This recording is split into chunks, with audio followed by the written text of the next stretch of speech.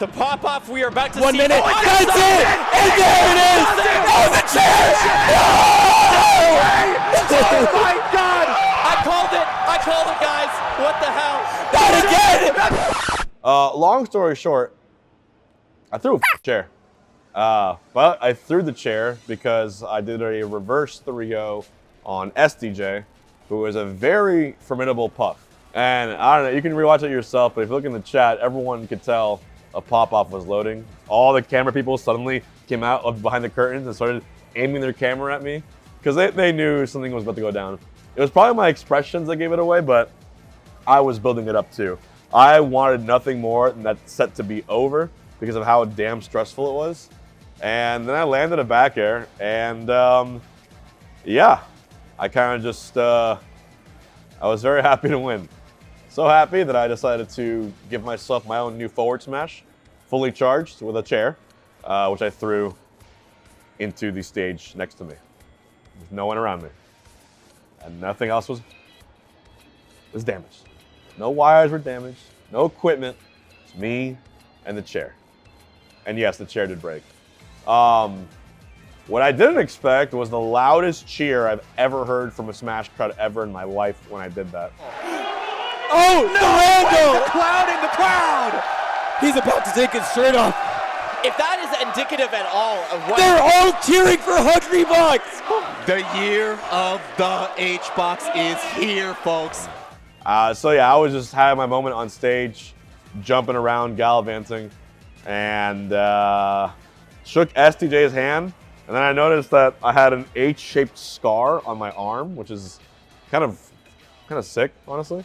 But I went backstage, and then first thing I did, I was like, hey, I walked up to Max Ketchum, one of the main TOs. I said, yo, what's the PayPal? I'll pay for the chair. I got you. Don't worry about it. And they were just like, nah, man, I think you're good. Like, there's a lot of chairs here. So I was like, you just let me know if you need anything. So GOML was surprisingly chill about it. In fact, they took me backstage and had me do a photo shoot with the chair in typical Juan-Tent fashion. And they were just good sports about it. And they told me that when I did that, the viewership spiked the highest it did up to that point. So, I don't know. That's kind of cool, I guess. But no, I wouldn't wouldn't recommend everyone throws chairs after they win. But I don't know. I guess I was caught in the moment. I think one of the things I wanted to talk about is like the Twitter reaction to it and what happens to a player right after they win a very tense match. So one thing I did notice though is there was a big disconnect from the Twitter reaction to it and the actual in-person and the staff reaction. The crowd was going absolutely ballistic. I got high fives, fist bumps. They were chanting my name. The staff came out and said, dude, that was awesome. They were all just hyping me up and I was just like, oh, that's pretty cool. Then I pull out my phone and I'm the next coming of Satan. So I think, I don't know, man. There's a different kind of energy when you see something happen in the moment and the build up to it. And then if you're just like watching it far away or on your phone screen or whatever, and you see it without really knowing the build up or without really knowing how intense it was, yeah, it's gonna probably look pretty different. But like, I'm not gonna apologize for who I am. This is what I've been doing my whole life. I'm a extremely passionate Smash player. And yeah, I go a little crazy sometimes. But no one's ever getting hurt. I'm making sure of that. No one's ever gonna, catch a casualty from my own pop-offs. Yeah, I like throwing stuff, I like jumping around, and I like yelling after a tense set. And I'm gonna continue to do so. But no, I would not recommend, of course, throwing chairs. And I understand there is, of course, the chance of damage happening to a venue. I get that angle too. But as far as I can tell, and I asked them multiple times, they said I was good. That's my take on it. But, believe what you will. You can't make everyone happy. But I also don't want to apologize for who I am because it got me here. And I'm happy I got here. Anyways, I was down 2-0. Then I clutched the game 3. On the game 3, after I won, I just yelled really loud to amp myself up because I was feeling sleepy, no pun intended.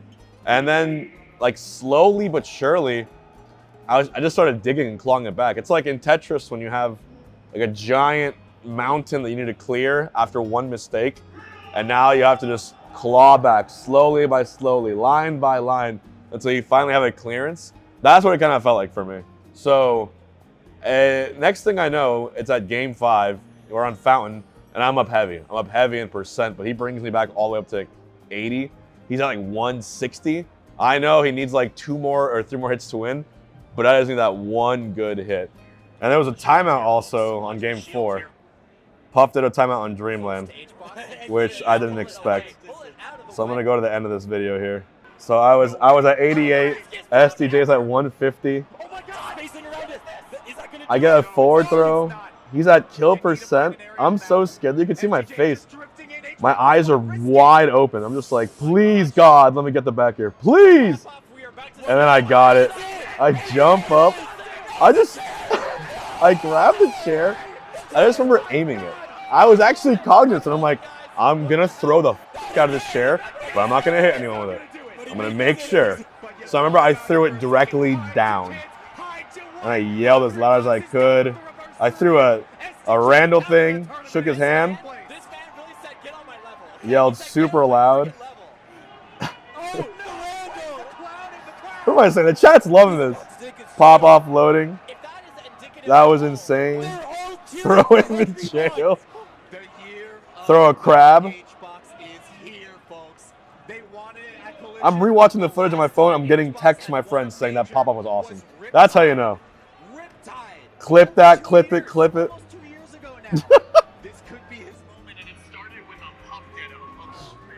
Oh, dude.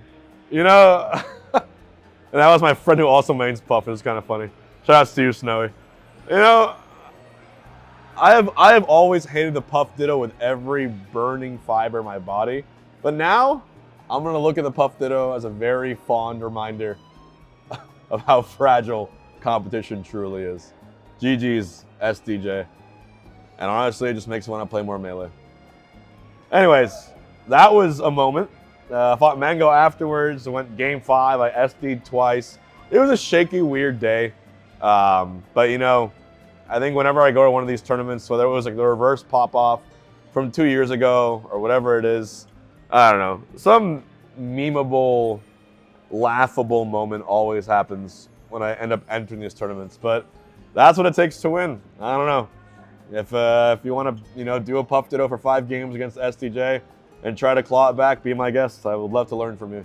But we take those, I guess. And he was really, really good. Overall, though, the tournament went pretty well. I had a really close scare with this guy, MG game 5 in bracket. And then I lost to Moki, also game 5. But when I look at it again, I don't see it as a terrible thing. I definitely have some things to work on, and I have some other announcements, of course, that are going to tie into that, into me bringing out my absolute best Melee play. So I'm excited for that. And yeah, Melee is a game that has like infinite complexity, so I'm going to take everything that happened this weekend and really use it towards winning the next one. So I don't know. I feel like my big goal right now is winning a Smash Con, or I guess winning a Supernova. That's the one tournament series I've never won. And I'd rather get 5th here if it means getting 1st over there. So I think I know a lot of the things that I have to fix. So good things are coming, for sure. That's GOML for you. Memories are made here, and chairs are broken.